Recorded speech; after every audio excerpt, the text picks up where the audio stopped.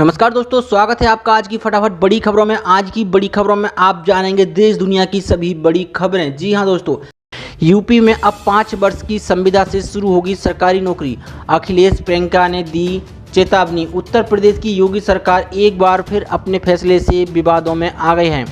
दरअसल सरकार ने समूह ख और समूह ग की भर्ती में बड़ा बदलाव करने पर विचार कर रही है। सरकार समूह ख और समूह ग के तहत चयनित अभ्यर्थियों की नियुक्ति शुरुआती 5 वर्षों तक संविदा के आधार पर रखेगी। इस दौरान उन्हें नियमित सरकारी सेवकों को मिलने वाले अनुमन सेवा संबंधी लाभ नहीं मिलेंगे। 5 साल के बाद संविदा सेवा के दौरान जो छटनी से बच जाएंगे उन्हें ही मौलिक नियुक्ति दी जाएगी। खबरों के मुताबिक शासन का कार्मिक विभाग इस प्रस्ताव को कैबिनेट के समक्ष विचार के लिए लाने की तैयारी कर रहा है। इस प्रस्ताव पर विभागों से राय मशवरा शुरू कर दिया गया है। वर्तमान में सरकार अलग अलग भर्ती प्रक्रिया से रिक्त पदों पर लोगों को चयन के बाद संबंधित संवर्ग को सेवा नियमावली के अनुसार 1 या 2 वर्ष के प्रोबेशन पर नियुक्ति देती है। इस दौरान कर्मियों को नियमित कर्मी की तरह वेतन व अन्य लाभ दिए जाते हैं। इस दौरान वह वरिष्ठ अफसरों की निगरानी में कार्य करेंगे। नियमित होने पर वह नियमानुसार अपनी जिम्मेदारी का निर्वहन करते रहेंगे। पर प्रस्तावित 5 वर्ष की संविदा भर्ती और इसके बाद मौलिक नियुक्ति की कार्यवाही से समूह ख व ग की पूरी भर्ती प्रक्रिया ही बदल जाएगी। नई व्यवस्था में तय फॉर्मूले पर इनकी छमाही मूल्यांकन होगा। इसमें प्रतिशत 60 अंक से कम पाने वाले सेवा से बाहर होते रहेंगे। जो 5 वर्ष की सेवा तय शर्तों के साथ पूरी कर सकेंगे उन्हें मौलिक नियुक्ति दी जाएगी। प्रस्तावित नियमावली सरकार के समस्त सरकारी विभागों के समूह ख व समूह ग के पदों पर लागू होगी। यह सेवा काल में मृत सरकारी सेवकों के आश्रितों की भर्ती नियमावली 1974 पर भी लागू होगी। इसके दायरे से केवल प्रादेशिक प्रशासनिक सेवा, कार्यकारी एवं न्यायिक शाखा तथा प्रादेशिक पुलिस सेवा के पद ही बाहर होंगे। वहीं समाजवादी पार्टी के राष्ट्रीय अध्यक्ष अखिलेश यादव ने इस प्रस्ताव को युवा विरोधी करार दिया है। उन्होंने सरकार 2022 में सबक सिखाने की चेतावनी दी है। अखिलेश यादव ने कहा है कि भाजपा केवल अपने राजनीतिक विस्तार और सत्ता पर अधिकार को ही विकास मानती है। यही कारण है कि प्रदेश में विकास कार्य अवरुद्ध हैं और युवाओं के प्रति तो उसका रवैया शुरू से ही संवेदन शून्य रहा है। बयान जारी कर उन्होंने आरोप लगाया है कि भाजपा की गलत नीतियों के चलते प्रदेश पिछड़ता ही जा रहा है। परेशान हाल नौजवान आत्महत्या कर रहे हैं। समूह ख व ग की भर्ती प्रक्रिया में बदलाव किया जा रहा है, जिससे सरकारी नौकरियों में भी ठेका प्रथा लागू हो जाएगी।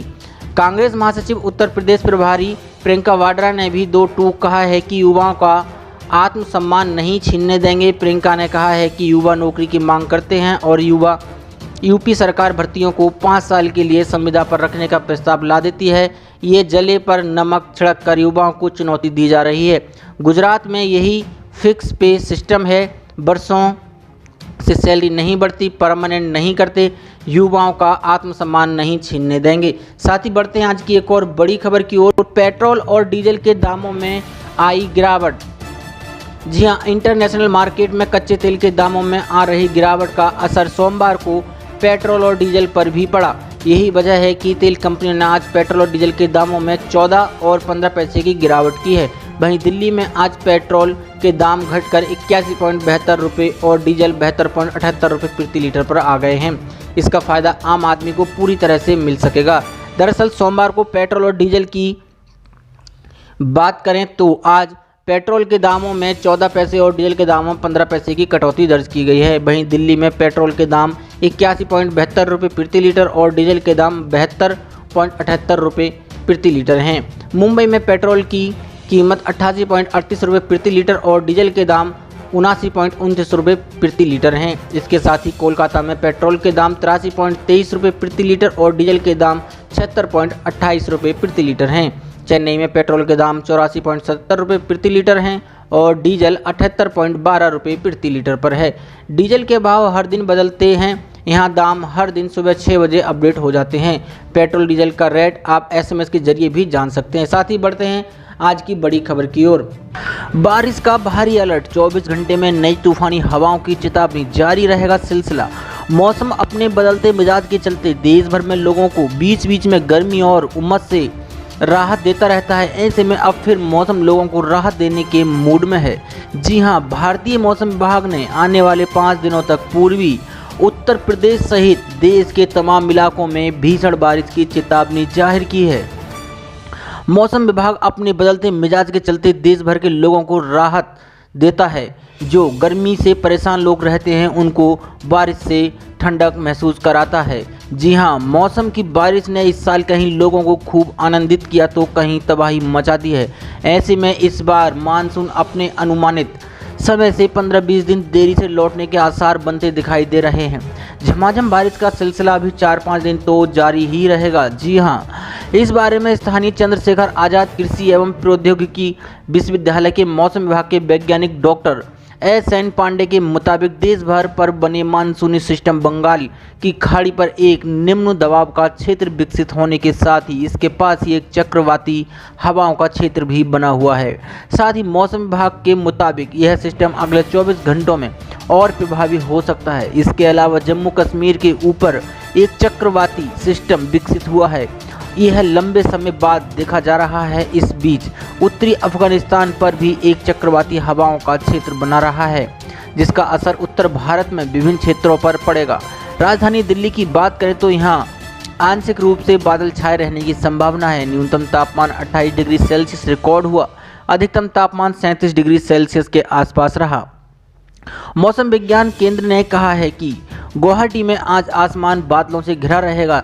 यहां सोमवार को सामान्य बारिश होने की तरह ही न्यूनतम तापमान 26 डिग्री सेल्सियस रिकॉर्ड किया गया था और अधिकतम तापमान 33 डिग्री सेल्सियस था। मुंबई में मौसम का हाल देखें तो आमतौर पर बादल छाए रहेंगे और सामान्य बारिश हो सकती है। न्यूनतम तापमान 25 डिग्री सेल्सियस रहा, अधिकतम तापमान 32 डिग्री सेल्सियस रहने के आसार हैं। साथ ही बढ़ते हैं एक और बड़ी खबर की ओर। एलपीजी गैस पर बड़ी खबर है। मोदी सरकार को मिली बड़ी जीत, पूरा हुआ लक्ष्य, देश के लिए वरदान साबित हुई।